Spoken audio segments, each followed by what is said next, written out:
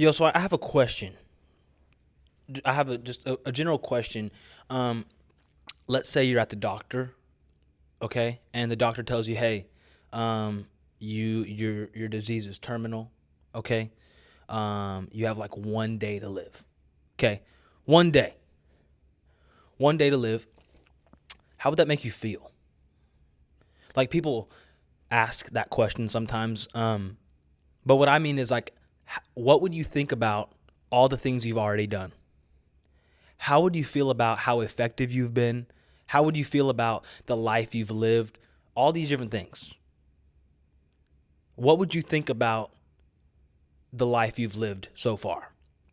For me, I was thinking, I don't know why I was thinking about this. Just one day, I randomly thought, I was like, what if, I guess I heard a story of someone who was like terminally ill, and I was like, that's tough. And I was thinking, I was like, what if the doctor told me that I had like a day or two to live? And whenever I really thought about that, my mind, like I just became so frustrated with myself, just so frustrated with my life. I almost felt like shame about how I've been living. Not about, I wasn't thinking about, oh, I wish I could have done this and I wish I, could have lived life like this and done these things. I felt at shame that I did not do more for the kingdom. I felt that shame that all I did was this much. I was like, dang, I blew it. That is what was rushing through my brain. And obviously, this story is not true for me. The doctor did not tell me I have 1 day to live. I hope I have longer to live. But that changed my perspective of life. I don't want to one day be sitting down, old, retired, done with life. Like I lived a long life. And I don't want to have that feeling again of saying, dude, I should have done more. I could have done more. We have a life to live. I think as Christians, once we get saved, we're just like, we're here. Hands are open wide. God, just give us something to do. God, show us the way. God, just you move in this place. No, you move. You move in this place. Like, get up and walk, bro. I think we become saved and we're like, okay, I'm going to heaven. Congrats. Okay, I'm done. You know you're not done. You actually just started. I don't want to be saved. I don't want to just sit here and say, oh, I'm a Christian, I'm going to heaven. Cool. No. I'm saved. Now I got a job to do. I'm saved. Now this is when it starts getting harder. People want to get saved and they want it to be easy. No. It's time to go. It's time to get up and move. It's time to work. There's too much going on. There's too many. And what I felt in that moment, whenever I thought about this, 1 day to live thing, was conviction. It was just true conviction. I felt God just speaking inside of me saying, you know you haven't done enough.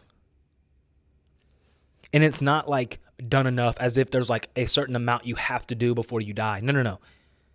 You know you are capable of so much more, and yet you didn't even try. You know you're capable of talking to those people about me, and you didn't even try.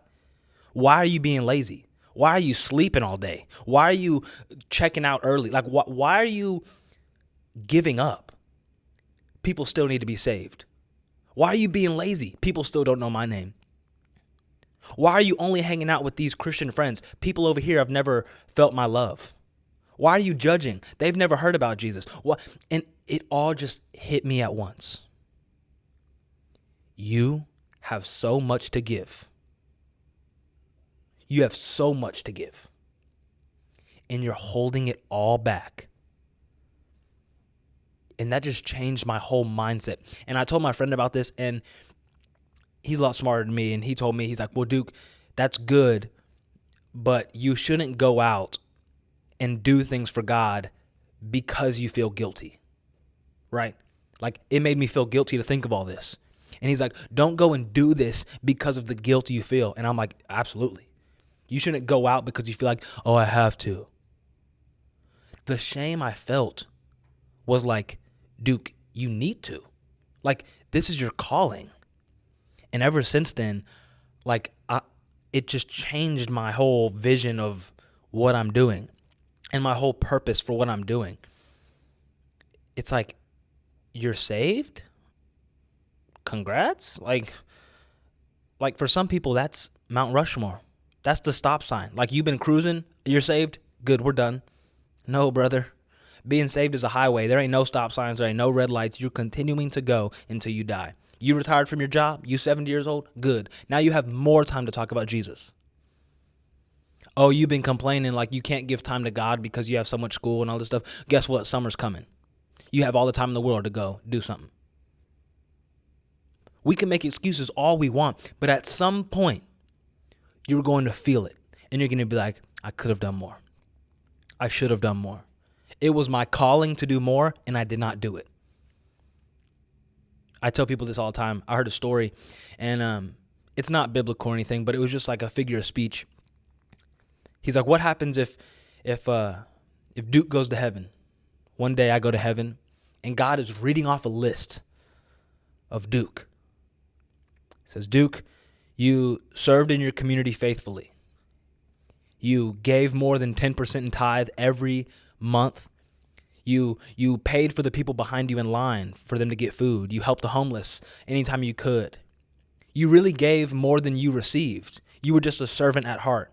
You went to missions all around the world. You served God everywhere. You gave the clothes off your back. You went hungry for days at a time because you were so worried about the people around you that you wanted to take care of them. And it was just this list of just beautiful things that a selfless, loving person would do. A selfless, like, missionary, and just all these great things. And I'm in heaven and I'm like, I didn't do any of that. You got the wrong list. I didn't do it. And God's like, no. This is the list of what you were supposed to do. This is the things that you were supposed to do in this life. No. Your list is actually right here. What you ended up doing was you were too lazy. You sat and you decided to watch Netflix for the rest of the night, even though you knew that your friend needed help. You didn't do any kind of missions. You didn't cross the sea to go talk to people, but you also didn't even cross the street to go talk to people. You were lazy. And because of your laziness, there's people around you who never got to hear my name because I put them in your position to talk to them, and you did not talk to them. You were so consumed with yourself, and it was just mind-boggling. You're saved. God has put it in you. Go give it. And God has just put that on my heart so hard, and I'm like, that's all that matters. That's all that matters. My favorite, one of my favorite times of the year happened a couple days ago. It's the NFL draft, the football draft. And it's honestly really cool because, you know, as kids, especially for guys, like, they just strive for sports all day, every year, every breath they take is sports. And football is one of those sports, right? So these kids are playing sports every day. They're wanting to go to college. That's all they want to do is go to college. And then they finally, after they're having fun in Little League, they end up growing up and they're like, you know, I'm going to try hard at this in high school. I'm going to try hard and I'm going to try to get into college. And they get into college and they're just working and working and working. And their whole life has been consumed by this game. And then one day, a professional football coach calls you and say, hey, buddy, my favorite part of the whole draft night. Hey, buddy, this is so-and-so from such and such team. We wanted to tell you that you're now a Denver Bronco or whatever team. You made it. We want you to be a part of our football team. Congratulations. And these kids, bro, like, I mean, they're 21, 22, 23 years old. They just start weeping. Coach, thank you so much. We're going to work and we're going to win. And they're just like, they can't even function. They're so happy. The same guys who are all like big and hard and all this crazy stuff throughout, they just break down because all of their life's work has gone to this. They made it. As Christians, We are in this working stage. You going to be able to rest one day in heaven. Trust me, one day we're going to be in paradise. We made it. One day we're going to get there. But we have to get through this first. We have to work. We have to help people come along with us, because I don't want to go to heaven and be like, yay, I'm here. I want to get to heaven and be like, yes, I'm here. And I want to be able to see all the people that God and I tag teamed and got to bring with us. This is all just the battlefield. This is all just the work we're trying to put in so that one day we can spend eternity with our Father. All this work will one day come to a close. The question is not, are you going to heaven or not? The question is, were you a good steward with the time God gave you? Were you a good steward with the things that God put in your way? God has given us time. God has given us resources. God has given us all these things. And God is saying, what are you going to do to serve me? And I was like, dang. That's the question. I just want to start off with that today. What are you doing? What are you doing? I needed a wake-up call. And luckily, my wake-up call was not someone yelling at me. My wake-up call was just a thought of, dang, could have done more, right?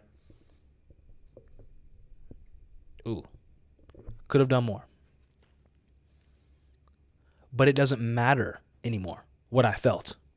It doesn't matter the shame. It doesn't matter the guilt. It doesn't matter about all that. What matters is today. What matters is tomorrow. I don't know who needs to hear this. I heard a phrase like this. The best time to plant a tree was 20 years ago. The second best time to plant a tree is right now.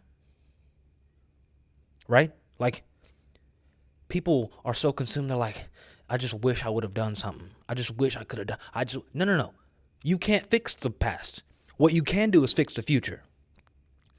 What you can do is switch lanes. You can turn. You made mistakes. You were a bum. You were doing these things that God probably don't like. You were being lazy. It doesn't matter anymore. Every day is a new day. God is giving us day after day after day. And we are just using them for what? For what, bro? It doesn't make sense. And it's easier said than done, obviously, I know. But what are we going to do tomorrow? You know the people you need to talk to. You know the things you have to do. Do it. Do it. I feel like I'm blending in with this wall right now. Am I blending in? I can't tell. Oh, what else is going on? I heard this story. I guess this will kind of go with our talk a little bit. It's just these missionaries, and it really, like, they're real life examples, and there's also like biblical examples as well that kind of go with it. And it's some missionaries, they go out, and one lady, she went and she was in the Congo, or she was somewhere. And she was there for like 5 years, and she only saw one convert. Only one person came to know Christ in her 5 years there. Stayed for another 5 years. Another person became to know Jesus. 2 converts, bro. 10 years of mission work, and 2 people have learned about Jesus. That seems pretty depressing if you're a missionary spending 10 years around the world. Okay. So churches were funding her, and she comes back to the U.S., and missionaries do this, I guess, every now and then. They come back to their churches who are supporting them to kind of give them an update, tell them what's going on. Well, another missionary from a different area came to that same church because they were also supporting him, and he was like, oh, we planted 15 churches, thousands are coming to know Jesus, all these different things, and everybody's like, whoa, yay, God is good, yeah. She comes up, she's like, we've been working tirelessly for 10 years. And she was a doctor, so she has been healing people, like, taking care of them. Yeah, only 2 people know Christ. We've been helping kids with malaria. We've been doing these things. We've been, doing surgeries like we do every day. But only 2 people know Jesus. A lot less cool than the guy before her, right? The churches pull their funding. They no longer fund her because it seemed like she was not effective. Fast forward 10, 20 years later, those 2 people that converted to Christianity, whenever she went back, she wasn't funded. She just paid for a flight to go one more time for a couple months. And she trained them. She's like, hey, I'm done. I can't afford to be here. Y'all are the only 2 people who know Jesus around here in this whole community. So she talks to them. She hangs out with them a little bit more, teaches them, disciples them, all these things, comes back home. 10, 20 years later, that place is a hub for Christianity. Dozens and dozens of churches has been planted. People thought it was ineffective that 2 people knew Christ. But what God knew was that these 2 people being trained in the way that they should go, they were going to be the ones to reach out to the community. You see, this lady, she was just this white lady who did not know how to speak other languages. So she wasn't very effective in where she was because culturally they just really didn't really know about her. But she was able to get her hands on 2 people. And those 2 people went and they changed that whole environment. What I think we mistake so much is we think we're not effective with what we've done. Well, I've only talked to that one kid about Jesus, and he says he loves God, but that's all. That's all. That's great. That's great. Not all of us have to speak to thousands. Not all of us have to heal people like they did in the Bible. That's great. Because if that's what God has for you to do, that's what you're going to do. God's mission for Paul was for him to live longer and to be a missionary, to be an apostle and do all these things, and thousands of people come to know Christ because of him, and we talk about him today. God's mission for Stephen in the Bible was to talk about him and then get stoned to death quickly after. Stephen was effective. Stephen changed lives. We still talk about Stephen today. But people would think, he wasn't very effective. He died. That was God's plan. Don't think your plan's too small because it doesn't mount up to these other people. Don't think what you're doing is not enough compared to these big pastors or these big missionaries or whatever it is. What you're doing is good. You just got to do. Whenever you are I'm not really doing enough, these people, I just don't think I'm doing enough. What you're doing is you're diminishing God's work because you're doing more than enough. You're the one devaluing the work that you're doing. You're fine. Just keep doing. I think the biggest thing that keeps Christians from moving in the way that they need to go, that keeps Christians from continuing to pursue God, continuing to do works, what keeps them from it is their own mind. Well, I'm just not doing enough, I'll let them handle it. Well, I'm just kind of bummed out because they really didn't listen to me back there at that school, or they really didn't want to hear from me in that class. You're holding yourself back? On what authority do you have to hold yourself back from the mission that God gave you?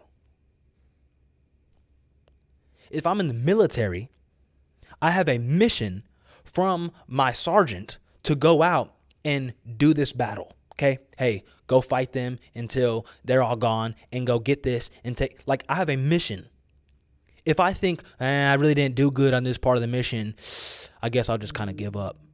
You have no authority to do so because your sergeant told you to finish this thing out. Christians think we have the authority to just stop. Who are you? Why are you stopping the mission that God put inside of you? So what?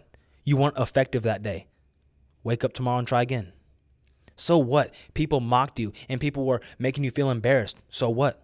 Wake up and do it tomorrow. Try again. Try again. Try again.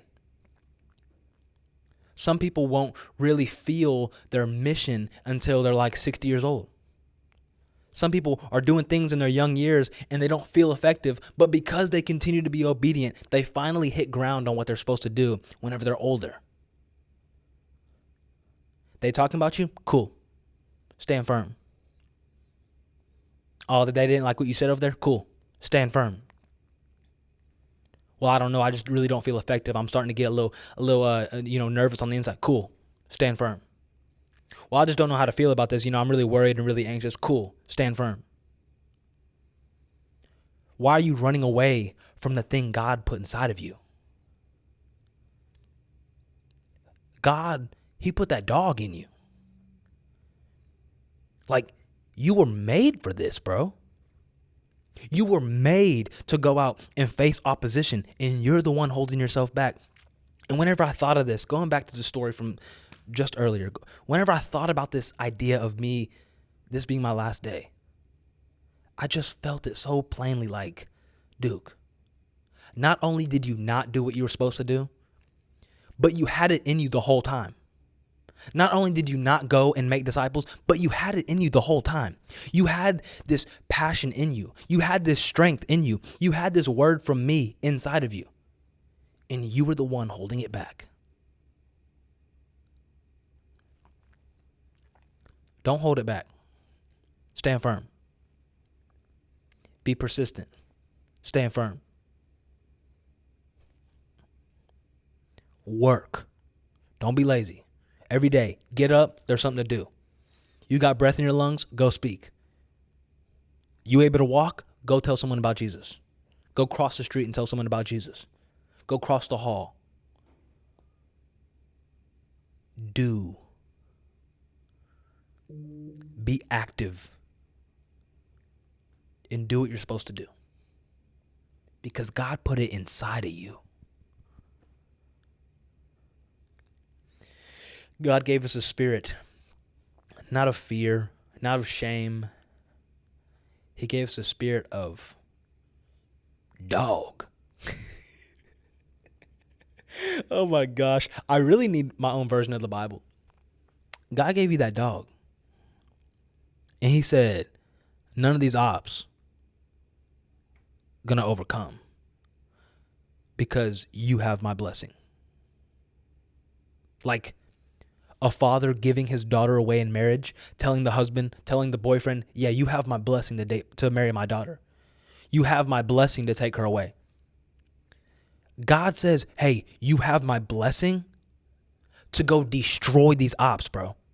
You have my blessing to go kick Satan in the mouth, bro.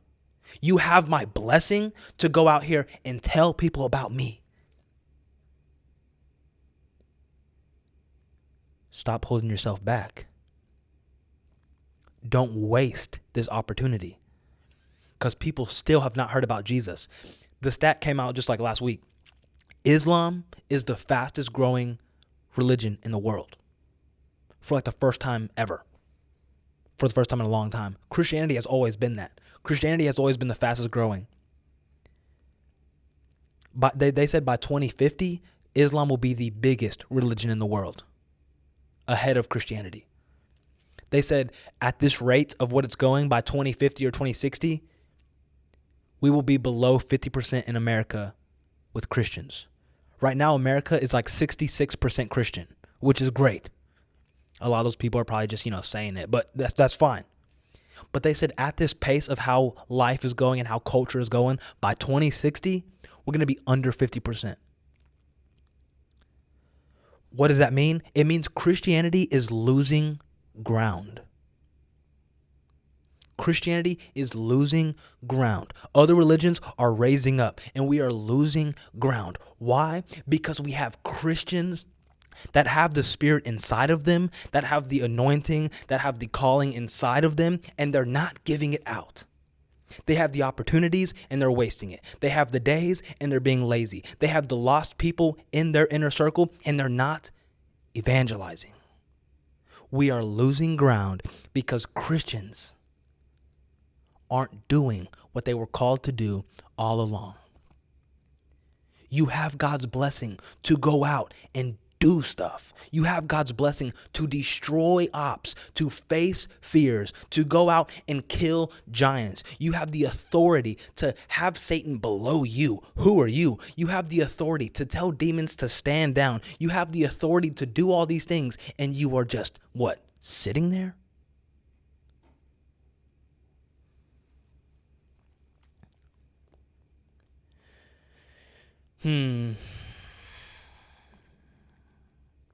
That's all I want to say. Don't waste this. Don't waste what's inside of you. Because God put it in you for a reason.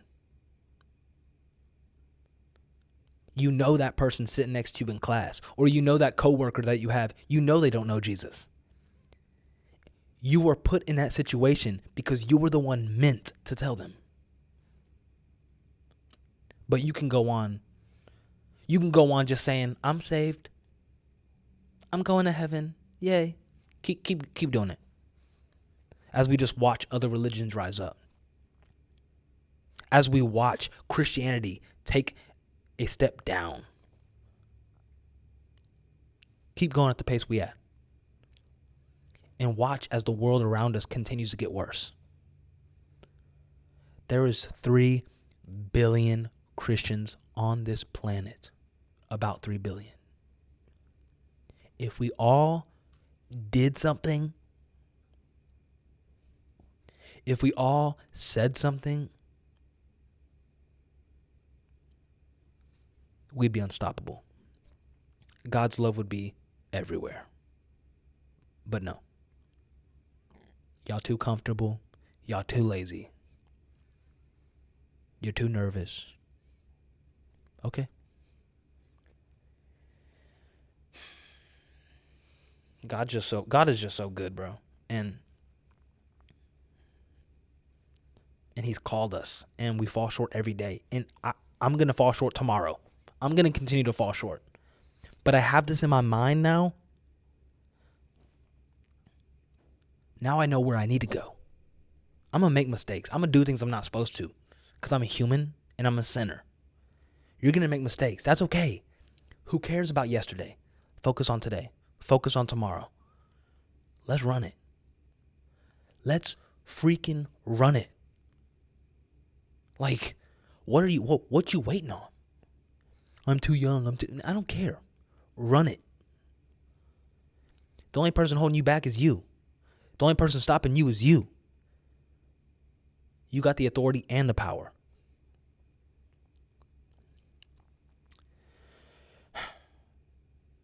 Represent Christ. Deuces.